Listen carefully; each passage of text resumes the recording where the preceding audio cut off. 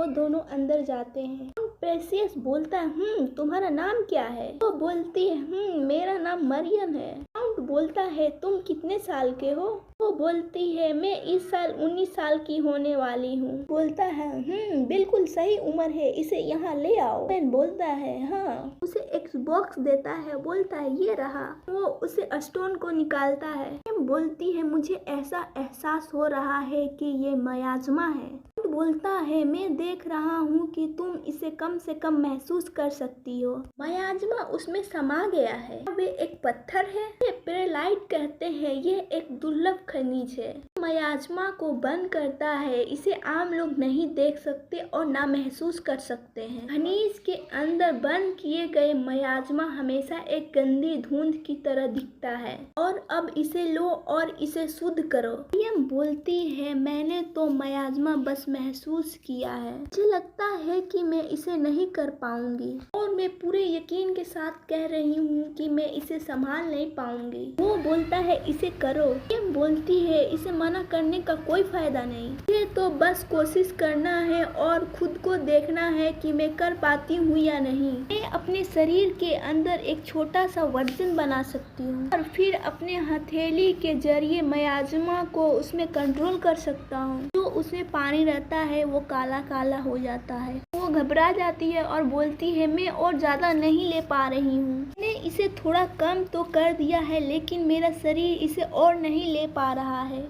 बोलता है लगभग 20% इतना काफी है। उसे अंगूठी देता है और बोलता है उसे पहन लो और फिर से कोशिश करो। बोलती है लेकिन वो बोलता है जैसे मैंने कहा वैसा ही करो। बोलती है अभी अभी मैंने इतना सारा मयाजमा लिया लेकिन मेरा शरीर तो अभी हल्का लग रहा है। मैं अब ये कर सकती हूँ। फिर वो अपने अंदर मयाजमा को लेने लगती है। का सारा मैंने इसे शुद्ध कर दिया। ये लगता है कि अंगूठी के कारण हुआ है। तो बोलता है गुड, चलो वो मुझे अंगूठी दो। फिर वो उसे अंगूठी को निकाल लेता है। मरियम अचानक गिर जाती है और कमजोर हो जाती है। ओह मुझे दर्द हो रहा है। ऐसा लगता है कि मेरा शरीर टूट गया है। वो रिंग ऐसा लगता है वो मयाजमा को खत्म नहीं करता। तो बोलता है ये तो मेरे संवेदना को शुद्ध कर देता है। मैं कितना भी मयाजमा ले सकता हूँ। मरियम बोलती है क्या मैं इसी तरह मरने वाली हूँ? तो बोलता है चिंता मत करो, इसकी मात्रा 3 दिन में शुद्ध हो जाएगी। तुम इस हवेली में आराम कर सकते हो जब तक तुम ठीक नहीं हो जाते। काउंट नौकर को बोलता है तुमने इसे खोज कर बहुत अच्छा किया, काफी काम आई है। मरियम अपने मन में बोलती है मेरा शरीर हिल नहीं पा रहा है, आखिरकार वो मेरे साथ क्या करने वाले हैं। ऐसे काउंट इसे इस तरह सौंपने में थोड़ा समय लगेगा। आपकी मंजूरी से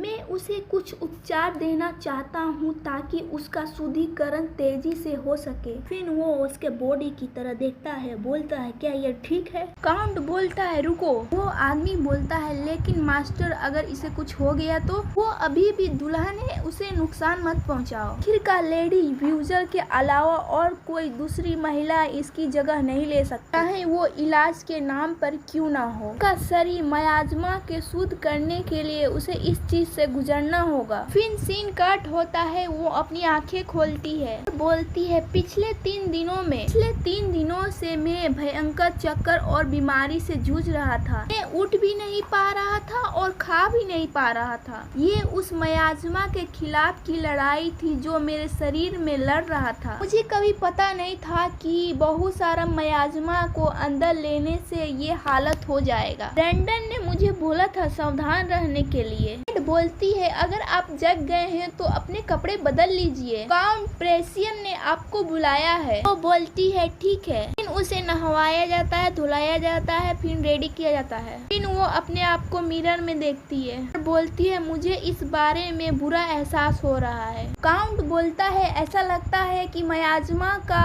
असर खत्म हो गया है, ये आप पे कपड़ा सूट कर रहा है। मरियम बोलती है धन्यवाद काउंट, और इसके अलावा मैंने तय किया है कि अंदर शुद्धिकरण की शक्तियाँ हैं जो आपको संत महिला बनाने का काम करती है। वो बोलती है संत महिला, लेकिन मैं इसके लिए अभी काबिल नहीं हूँ। अलावा क्या लेडी ब्राजल ही परिवार की सम्मानित संत महिला नहीं है? काउंट बोलता है, हाँ, मेरी बेटी ब्यूजल एक संत महिला है और मुझे गर्व है। काउंट, आप मुझसे क्या चाहते हैं? वो बोलता है, मैं चाहती हूँ कि तुम डेल्टोर को शुद्ध करो। आज से वेस्ट में एक लैंड है। मरियम बोलती है, वो तो मेरा देश है। आपका मतलब है कि गंदी जगह और बुरी चीजें हटाना। काउंट बोलता है, इस समय डेल्टो में राक्षस दिख रहे हैं। इस वजह से काउंट ड्रेल ने कहा एक संत महिला की जरूरत है।